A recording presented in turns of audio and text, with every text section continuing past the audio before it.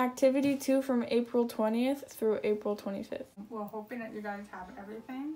The first thing you want to do for activity 2 is called nature face. Go for a walk.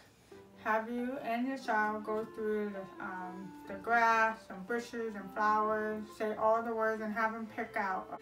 When you bring them all home, make sure you clean it. You need glue. What you're going to want to do with the paper is cut out the face. Is you glue the face. Have them help you. Most kids love squeezing the bottle.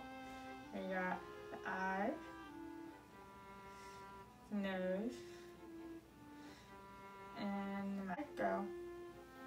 Got eye. Okay, what's the next one? There's 2 eyes. Where's your other eye? Alright, how do you turn right?